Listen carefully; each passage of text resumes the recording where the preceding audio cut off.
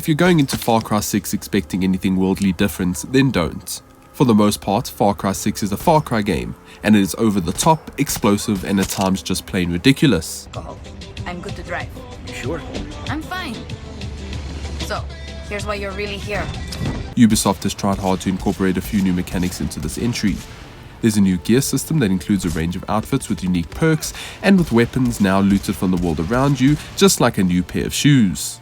While these new mechanics fail to feel relevant in the game, the sheer action, casual shooter themes help carry Far Cry 6 to greatness, even during the most repetitive hours. Far Cry 6 has returned to the tropical islands. The game takes place in Yara, and anyone who's been craving a Far Cry 3 theme will love the setting. Yara is run by a ruthless dictator named Anton Castillo, played by Giancarlo Esposito. He's by far the weakest antagonist in the series to date, but we'll get to that in a little bit. Yara is a sprawling island paradise equipped with its own Mexican theme. The island is split into various districts, and I spent most of my time exploring the beaches, mountains, and ruins in search of things to find. After a brief introduction to the game and meeting Anton Castillo, I was dropped into helping a resistance group called Libertad. Their goal is to take back Yara by crippling Castillo's defenses one by one. This meant taking out his military chief, Admiral Benitez, cutting off the supply of his cancer-treating plants for Vero, and putting a stop to his slavery by culling his commanders. It is all very familiar to anyone who's played a Far Cry game before. There's a bad guy, and in order to get to him you need to slowly take down his people and lure him out. You also do this with the help of a rebellion group, and in this case, Yara has a handful of smaller groups that Danny needs to get on board. Of course, things happen in Far Cry 6 that I don't want to spoil, but for the most part that is the gist of the situation. In between stealing a tank for El Tigre or getting crocodile meat for chorizo, Yara is packed with side objectives to take on. Military roadblocks can be cleared in order to fast travel to those points, and compounds are also scattered around the map. These are large bases that once cleared become Libertad safe houses with shops and vehicle spawn points. The map also packs its own collectibles, and treasure hunts return from Far Cry 5.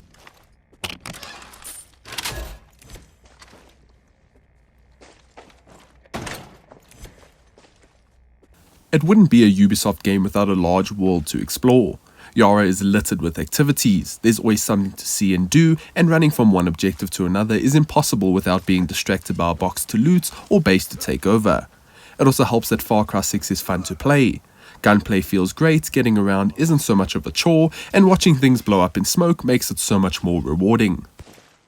There's also a lot of freedom to become the best Libertad fighter that you've always dreamt of. Far Cry 6 has expanded the gear system in multiple ways. Firstly, we have the Supremo backpacks. These gadgets act as super abilities in the game and can be triggered once charged. Some backpacks have missiles, one let me jump around leaving a ring of fire behind me, and the other let me self-revive if I died in combat. Supremo backpacks also act as a highly customizable mod system. I could equip my throwables on it and kit them out with a handful of buffs and perks. Some increased health regen, others how much ammo I could hold, and some dictated how often I could use my supercharge ability. Then there's the gear that let me equip Danny with a range of items. There are 5 in total. Different gear items grant specific perks, and each gear item is also tied to a set that revolves around a specific playstyle. If you opt for a poison approach, you can equip the hazmat pants that prevents poison damage. This way, if you use poison mines or grenades, you won't die from your own damage. There's a lot to explore in this system if you wanted to. Unfortunately though, I couldn't care less about it. You see, Far Cry 6's gear system doesn't work because the game doesn't push its mechanics enough. You can prevent poison damage, but why would you when the enemies don't use it enough to kill you? The same goes for fire damage. Why wear a fireproof helmet when the flamethrower enemies are pushovers and die in a few shots? The issue then feeds into the Supremo gear too. I could use resources to unlock a pipe bomb, but why would I when I have a frag grenade that you get in early game and does the same thing? Why would I use a claymore and waste time walking into a compound to place it down when I could just toss a Molotov? The same can be said for the weapons. Far Cry 6 has some of the coolest looking weapons in the series. They come in different ranks and have unique perks, some even shoot poison, and some have fire ammo. Here's the thing, none of the weapons actually made a difference in the end. Regardless of how cool they looked or what mods I placed on them, I still ended up using a rank 2 rifle that I got during the tutorial. I even found a handful of unique rifles and they weren't able to kill an enemy with a headshot in one bullet like my basic ass starter rifle did.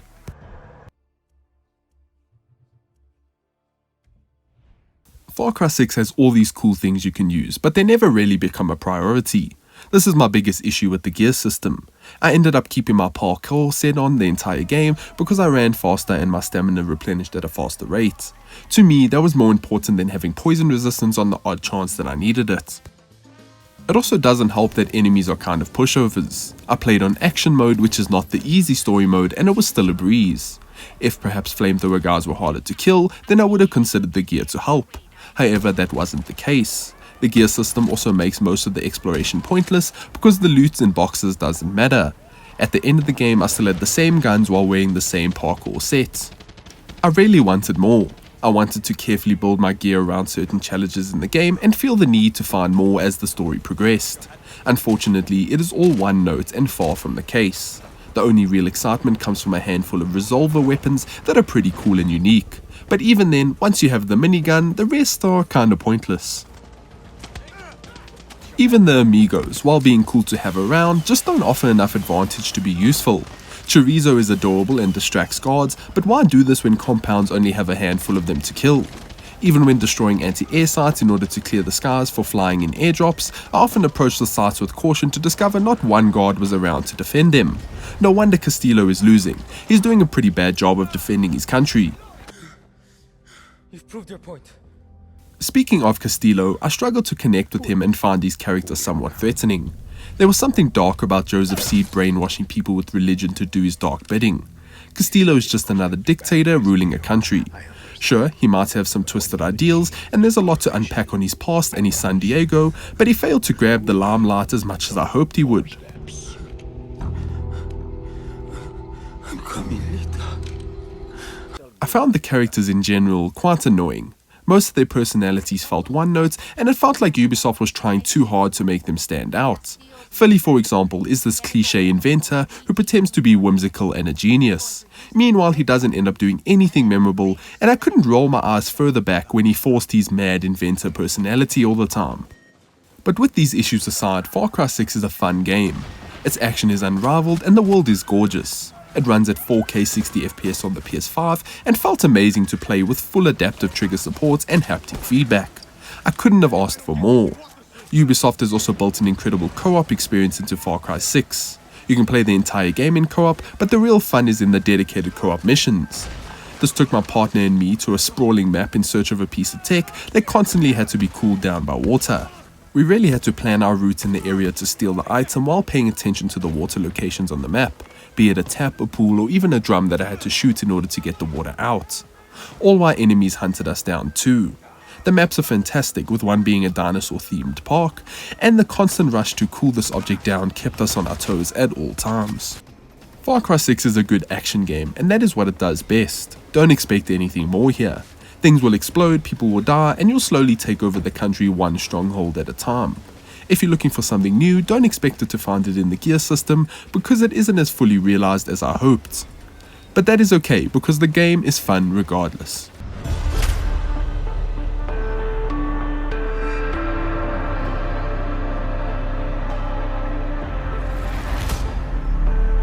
But that's going to be all our thoughts on Far Cry 6. What do you guys think? Are you looking forward to this installment in the series? Let us know down below. As always, thank you so much for watching. If you enjoyed, please consider liking and subscribing. And until next time, farewell.